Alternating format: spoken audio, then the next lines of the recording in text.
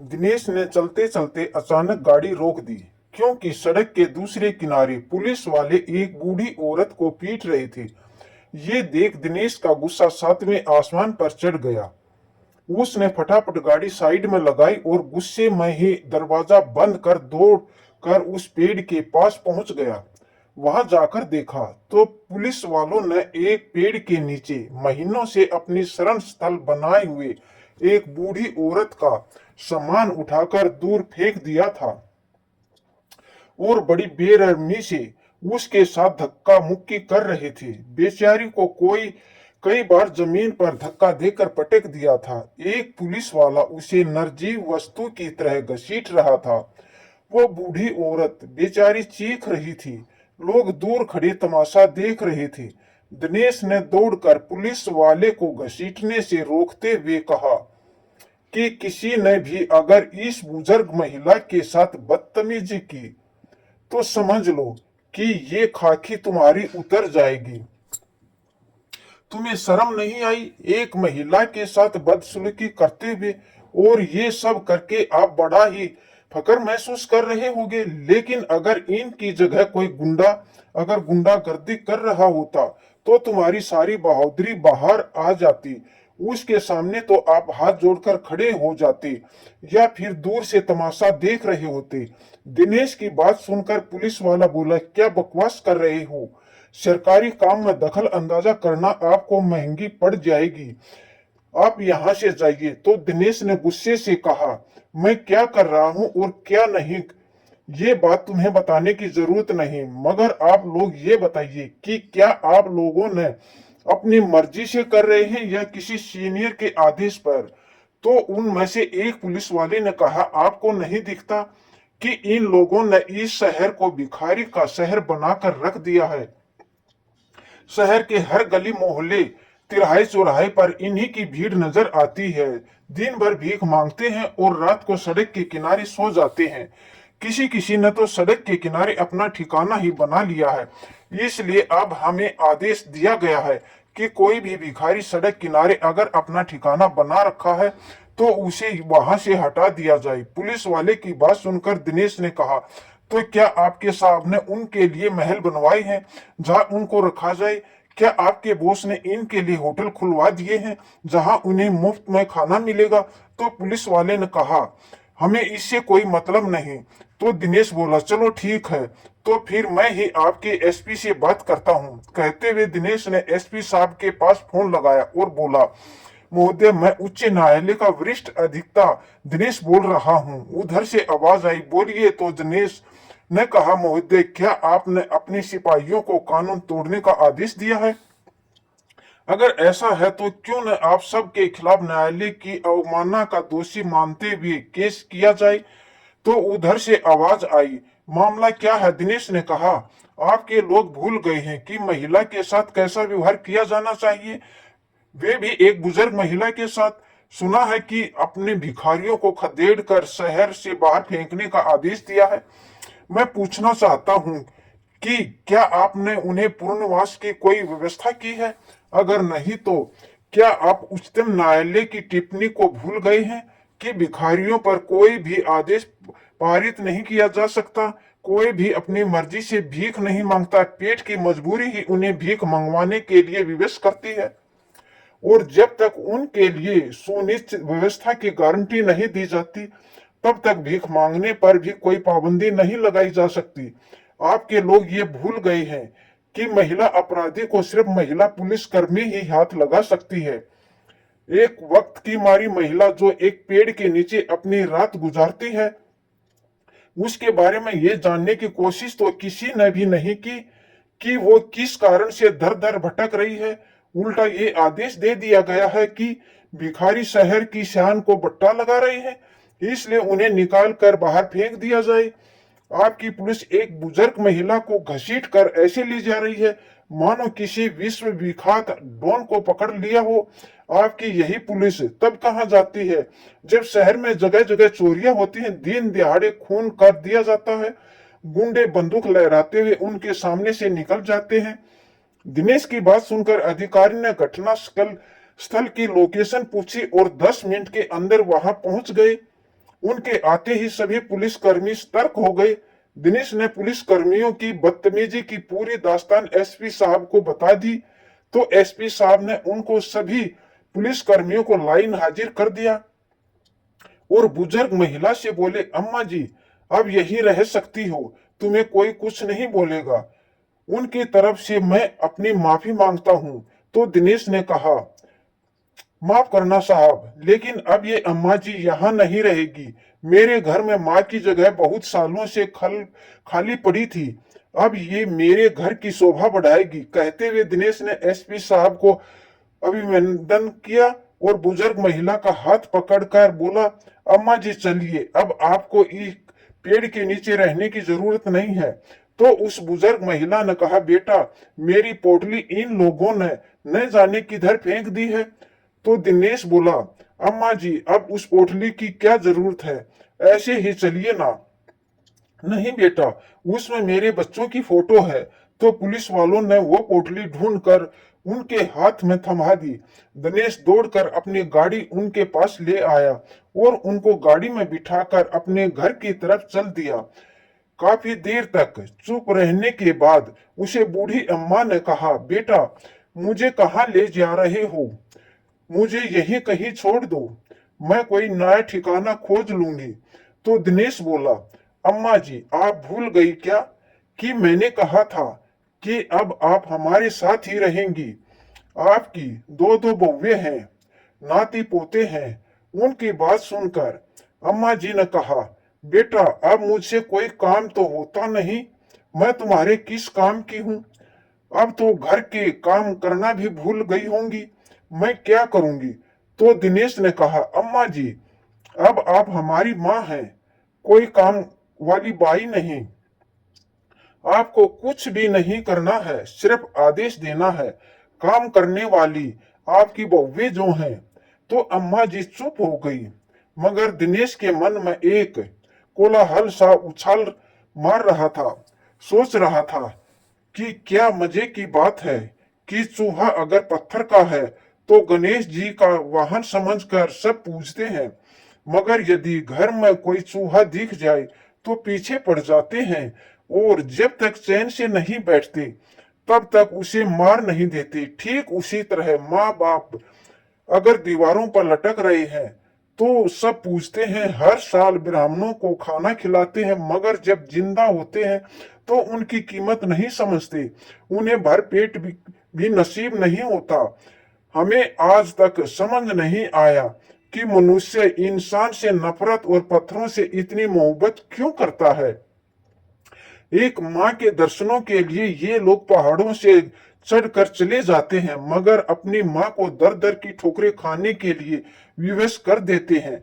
लेकिन इंसान शायद सोचते हैं कि भगवान के दर्शन मात्र से उनके सब पाप धुल जाएंगे, तो हो सकता है उनके अन्य पाप धुल भी जाएं, मगर माँ के साथ की गई ज्यादतियों को भगवान कभी माफ नहीं करता। जिस तरह ये इंसान किसी मुर्दे को कंधा देना पुण्य समझते हैं, काश उसी तरह किसी जिंदा इंसान को सहारा देना भी पुण्य समझते तो जिंदगी कितनी खूबसूरत हो जाती। क्या हो गया इस दुनिया को, नाते रिश्तेदारों की गरिमा को पूरी तरह बर्बाद करके रख दिया है। किसी के दुख दर्द की किसी को भी चिंता नहीं। खैर अब तक दिनेश ने अम्मा जी से ये नहीं पूछा था कि उनके बेटे जिंदा भी हैं या नहीं, लेकिन अगर वो जिंदा हैं तो उन्हें मर जाना चाहिए था। एक माँ उनकी फोटोओं को कलेजे से लगाई फिर रही है, और अगर वो जिंदा है तो अम्मा जी भीख क्यों मांग रही हैं। क्या उनके पेट के लिए दो रोटियां भी नसीब नहीं है। दिमाग में चल रहे उधेड़ बुन को एक तरफ करते हुए दिनेश ने सोचा, खैर ये बात आराम से बैठकर कर लूंगा, क्योंकि वो नहीं चाहता था कि उन्हें तनिक भी कष्ट हो, क्योंकि जब छुपे हुए पुराने घाव को कुरेदे जाते हैं तो बड़ा ही दर्द होता है। उसने अपनी पत्नी को फोन करके बता दिया कि वो एक बूढ़ी अम्मा को अपने घर ला रहा है। थोड़ी देर बाद दिनेश जैसे ही दरवाजे पर पहुंचा तो ये देखकर चकित रह गया कि परिवार के सभी सदस्य दरवाजे पर खड़े थे और आरती का पूरा प्रबंध कर रखा था।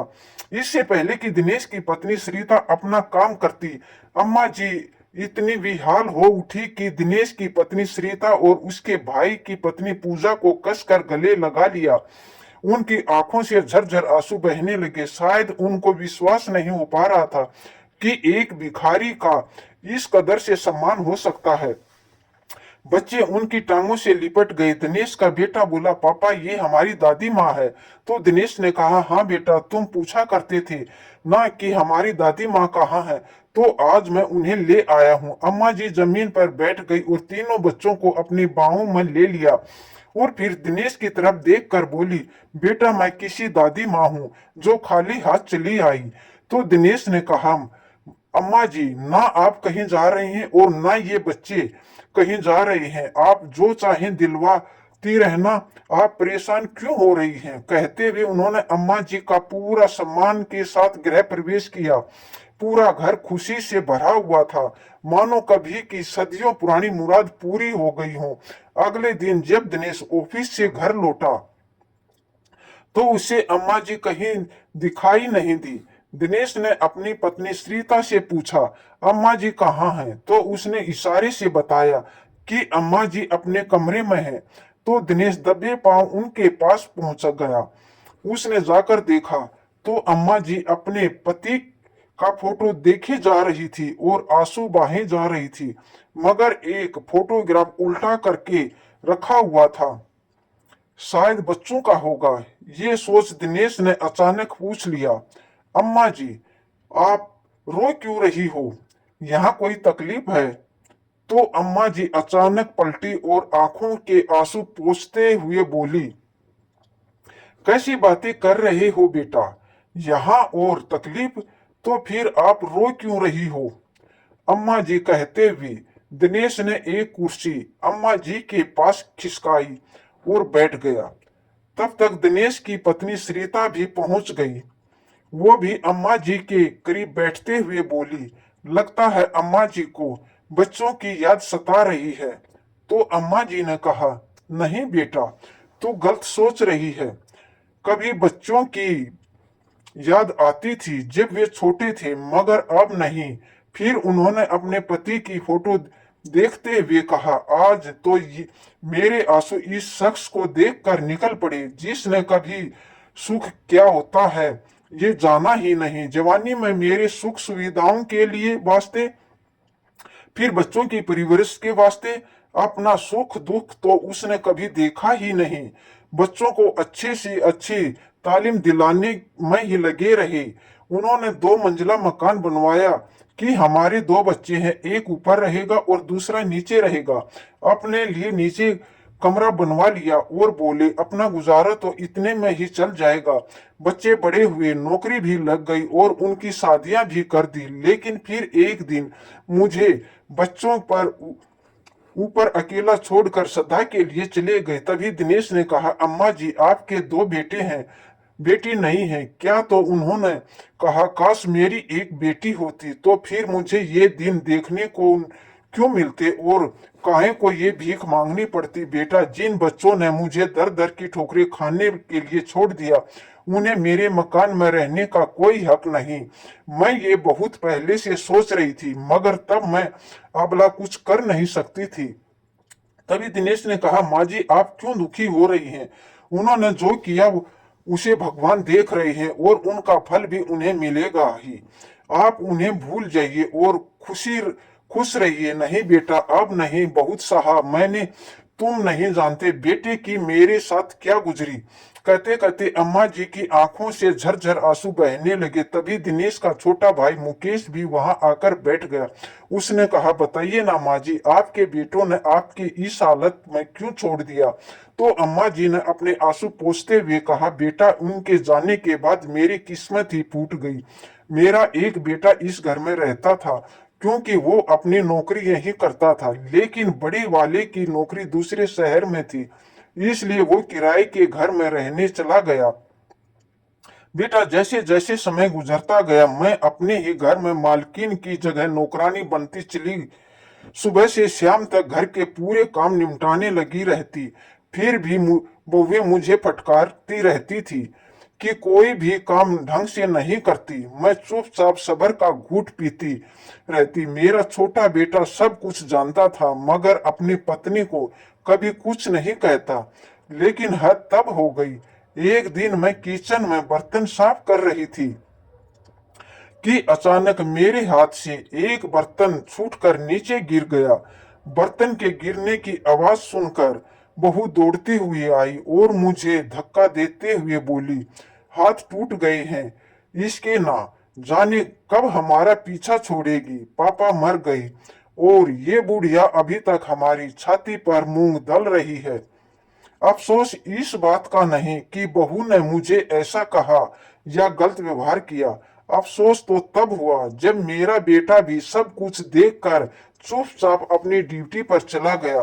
तो मैंने तय कर लिया कि अब मैं इसके पास नहीं रहूंगी, बड़े बेटे के पास चली जाऊंगी। ये सोचकर मैं अगले दिन ही बड़े बेटे के पास चल पड़ी। मुझे किसी ने ये तक नहीं पूछा कि कहाँ जा रही हो। मैं रास्ते भर सोचती रही कि बड़ी बहू संस्कारों वाली है, वो मुझे बहुत अच्छे से रखेगी। मगर मेरा ये सपना भी तहस नहस हो गया। मैं जैसे ही बड़े बेटे के घर पहुंची तो बहू ने मुझे देखते ही कहा, क्या हुआ बुढ़िया, छोटे बेटे ने घर से निकाल दिया क्या? तो मैंने कहा, बहू होश में तो है, किसी कैसी बातें कर रही है क्या? एक माँ अपने बेटे के घर नहीं आ सकती? बेटा मैं आखिर अब मैं कहाँ जाती? इधर कुआ उधर खाई, सो मन मारकर वहां रुक गई। मगर रात को बेटे के आते ही बहू ने घर छोड़कर मायके जाने की धमकी दे दी। फिर क्या था बेटा, मुझे मेरी हैसियत पता चल गई थी। मैं अगले दिन सुबह उठी और अपने बच्चों का दामन छोड़कर सदा सदा के लिए चली आई।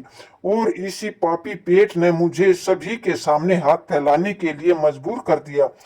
अब तुम ही बताओ बेटा, क्या मेरा ये अपराध था कि मैंने उन्हें पैदा किया, उन्हें उंगली पकड़कर चलना सिखाया, रहने के लिए अच्छा सा घर दिया और अच्छी शिक्षा दिलाई। कहते कहते अम्मा जी फूट फूट कर रोने लगी। तो दिनेश बोला, नहीं माँ जी, आपने कोई अपराध नहीं किया, अपराधी तो तुम्हारे बेटे बउए हैं, जिसका दंड उन्हें भुगतना ही पड़ेगा। आप चिंता न करें, वो लोग ऐसा दंड भोगेंगे कि दुनिया याद रखेगी। उन्हें भी भिखारी बनाकर नहीं छोड़ दिया तो मुझे कहना।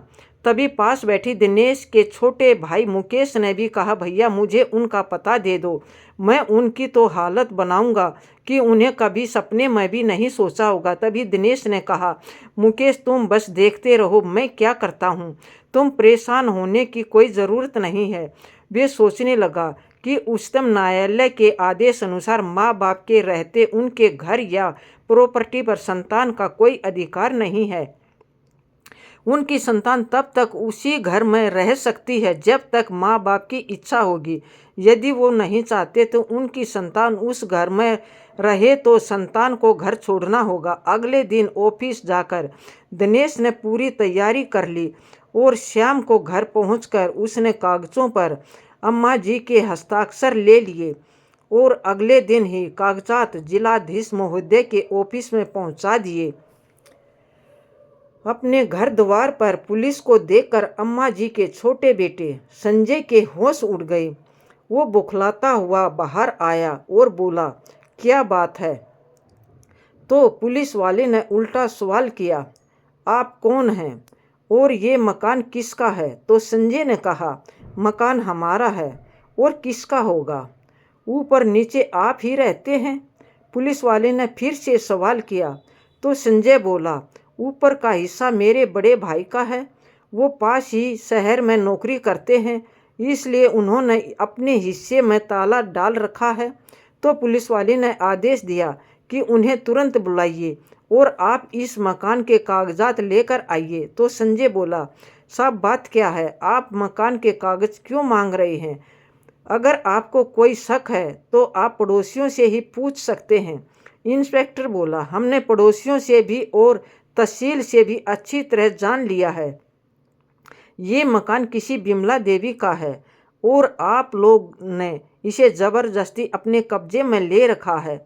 आप लोग अभी और इसी वक्त घर खाली कर दीजिए, नहीं तो पुलिस अपना काम खुद कर देगी। तभी संजय ने कहा, साहब बिमला देवी हमारी माँ का नाम है, तो पुलिस वाले ने कहा, अच्छा तो फिर बुलाओ अपनी माँ को। ये सुन संजय सपका गया और बोला, साहब वो यहाँ नहीं है, पता नहीं कहाँ चली गई, उनका दिमाग ठीक नहीं था, सो बिना बताए ही घर से चली गई। हमने बहुत ढूंढा लेकिन वो कहीं नहीं मिली। ये सुनकर इंस्पेक्टर गुस्से से बोला, ज़्यादा बोलने की ज़रूरत नहीं है, हमने पता कर लिया है कि किसका दिमाग ठीक था और किसका नहीं। अब आप अपने भाई को बुलाइए और तब तक आप अपना सामान निकाल कर बाहर रख दीजिए। थोड़ी देर में बड़ा भाई भी आ पहुंचा। उसने भी वही बातें दोहरा दी जो संजय ने कही थी, मगर कोई फायदा नहीं हुआ। पुलिस ने सारा सामान निकाल कर बाहर फेंक दिया। दूर गाड़ी में बैठी बिमला जी और दिनेश तमाशा देखे जा रहे थे। दिनेश ने पूछा, ठीक रहा माँ जी? तो बिमला जी बोली, बेटा जन्म देने के नाते मुझे दुख तो हो रहा है, लेकिन इन्हें सबक मिलना भी बहुत ज़रूरी था। तो दिनेश ने कहा, माँ जी अभी तो बेघर हुए हैं, कल इनके पास वो नौकरी भी नहीं रहेगी जो तुम्हारी दी हुई शिक्षा की बदौलत पाई थी। दोनों भाइयों के बच्चों के साथ वो रात पार्क में बिताई और अगले दिन जैसे ही वे लोग अपने अपने ऑफिस पहुंचे तो ये देखकर हैरान रह गए कि उन दोनों को नौकरी से बेदखल कर दिया गया है और उनका टर्मिनेशन लेटर थमा दिया गया था। संजय ने जब कारण पूछा तो बताया, आप माँ के नाम पर कंपनी के साथ धोखा कर रहे हैं और उनके इलाज के नाम पर झूठे बिल लगाकर आप लोग हजारों रुपये ऐंठ चुके हैं, जबकि आपकी माँ तो है ही नहीं। कुछ ऐसा ही आरोप बड़े भाई सुधीर की कंपनी वालों ने भी लगाया था। टूटे हारे दोनों भाई वापिस पार्क में आ गए। संजय बोला, भाई अब क्या होगा? रहने के लिए तो किराए का मकान मिल जाएगा, मगर अब नौकरी नहीं मिलेगी, और अगर नौकरी नहीं मिलेगी तो घर का खर्च और कमरे का किराया कैसे देंगे? आखिर दोनों ने तय किया कि अपनी बात कहने के लिए जिलाधीश से मिल लेना चाहिए। अगले दिन दोनों भाई डीएसपी साहब के पास पहुंचे और बोले, साहब हमें घर से बेघर कर दिया है और हमारी नौकरी भी छूट गई। हमारे छोटे छोटे बच्चे हैं, अब हम उन्हें कहाँ लेकर जाएंगे? तो एसपी साहब ने कहा, इसमें सोचने की क्या बात है, आप भी वहीं जाइए जहां आपकी माँ ने 5 साल गुजारे थे और वही करिए जो तुम्हारी माँ ने किया था। अब तुम भी बच्चों को लेकर सड़क पर भीख मांगिए, इससे कम सज़ा आप लोगों के लिए कुछ हो ही नहीं सकती। सॉरी, मैं आपकी कोई मदद नहीं कर सकता। जो कुछ भी कर सकती है वो मकान की असली हकदार बिमला देवी ही कर सकती है। पुलिस ने तो आपको बता ही दिया होगा कि संतान माँ बाप की इच्छा तक ही घर में रह सकती है, उनके जिंदा रहने तक उस पर उनका कोई हक नहीं होगा। आप लोग जाइए। साहब हमें माँ का पता नहीं मालूम, आप कृपा करके उनका पता बता दीजिए। हम अपने किए का पश्चाताप करना चाहते हैं। तो एसपी साहब बोले, इसके लिए आपको ऑफिस से कोई लाभ नहीं होगा, क्योंकि यहाँ के कागज़ों में उनका वही पता लिखा है जहाँ से आप लोगों ने उन्हें निकाल कर बाहर का रास्ता दिखा दिया था। आप हाई कोर्ट के अधिवक्ता दिनेश से मिल लीजिए, शायद वो उनका पता ठिकाना ज़रूर जानते होंगे, क्योंकि ये केस उन्हीं के माध्यम से यहाँ आया था। तो दोनों भाई दिनेश के ऑफिस जा पहुँचे, मगर वो ऑफिस में नहीं था। उसके सहयोगियों ने बताया कि वो आने ही वाले होंगे। अगर आपको कोई आवश्यक कार्य है तो आप लोग आराम से यहाँ बैठ सकते हैं। दोनों भाइयों को दिनेश के ऑफिस में बैठे बैठे करीब 2 घंटे हो गए, मगर अब तक उनका कोई अता पता नहीं था। उन्होंने उनके जूनियर से कहा, सर वकील साहब से पूछिए ना कब तक पहुँचेंगे। उसने कहा, ओ माय गॉड, मैं तो आपको बताना ही भूल गया कि आज वो नहीं आएंगे, क्योंकि आज उनकी माँ का जन्मदिन है। मुझे भी थोड़ी देर में उनके घर के लिए निकलना होगा। तो संजय बोला, साहब आप उनका पता बता दीजिए, आपकी बहुत मेहरबानी होगी, उनसे हमारा मिलना बहुत ज़रूरी है। तो दिनेश के सहयोगी ने उसके घर का पता बता दिया और उन्हें जाने के लिए कह दिया। उधर दिनेश की पत्नी सरिता ने एक शानदार साड़ी लाकर बिमला जी को देते हुए कहा, माँ जी, आज शाम को इसके ऑफिस से और आस पड़ोस के लोग आपसे मिलने आने वाले हैं, तो आप ये साड़ी पहन लेना। अगर ये ठीक नहीं लग रही है तो आकर देख लो, जो अच्छी लगे वो ले लेना। बिमला जी बोली, बेटा, मेरे लिए तू जो लाई है वही ठीक है। फिर बोली, अरे बहू, एक बात तो बता, जो लोग आ रहे हैं उनके लिए खाना भी तो बनाना पड़ेगा ना। चल, मैं तुम्हारी मदद कर देती हूँ, तुम दोनों अकेले परेशान हो जाओगी। तो सरिता जी मुस्कुराई और बोली, माँ, आप बाहर निकल कर तो देखो, हलवाई आ चुके हैं। आप चिंता ना करें। शाम होते होते लोग इकट्ठे होने लगे। अम्मा जी को एक सोफे पर बैठा दिया। गीत संगीत बज रहे थे। वो देख बिमला जी बहुत खुश हो रही थी। कुछ ही देर में सरिता जी और पूजा एक बहुत बड़ा केक बिमला जी के सामने पड़ी टेबल पर लाकर रख दिया। इसे देखते ही बिमला जी चौंक गई और बहू को ऐसे देखने लगी मानो पूछ रही है, बेटा, ये सब क्या है। तभी सारे लोग टेबल के करीब आ गए और सब के सब एक सुर में गाने लगे, हैप्पी बर्थडे टू यू माँ। तो बिमला जी ने आश्चर्यचकित होकर सरिता से पूछा, बेटा, आज मेरा जन्मदिन है और मुझे ही नहीं पता। तो सरिता जी बोली, माँ जी, आप भूल सकती हैं मगर हम थोड़े भूल सकते हैं। हमने आपके आधार कार्ड में आपकी डेट ऑफ बर्थ देख ली थी। उधर बिमला जी के बेटे संजय और सुधीर बाहर खड़े सोच रहे थे कि घर में इतने मेहमान आए हुए हैं, गीत संगीत में सारे लोग मशगूल होंगे, ऐसे में क्या हमें लोगों को बिना बुलाए जाना अच्छा लगेगा। तभी वो खड़े सोच ही रहे थे, 3-4 लोग आए और बोले, यहाँ खड़े क्या कर रहे हो, चलो अंदर चलो। दोनों भाई अंदर आ गए मगर सामने जो देख कर तो उनके होश उड़ गए। बिल्कुल सामने ही उनकी माँ बिमला जी रानी की तरह सजी धजी खड़ी थी और कुछ महिलाएं उनको केक काटने में सहायता कर रही थी। तभी अचानक दिनेश की नज़र उन पर पड़ी। वो दौड़कर उनकी तरफ आया और बोला, आपका परिचय। तो संजय ने कहा, वकील साहब, हम बिमला जी के बेटे हैं। वो जानता था मगर ऐसा प्रकट किया कि वो उन्हें नहीं जानता हो और उन्हें बाहर की तरफ ले गया। संजय ने कहा, साहब, हम दोनों बर्बाद हो गए हैं, ना रहने का ठिकाना बचा और ना ही नौकरी का।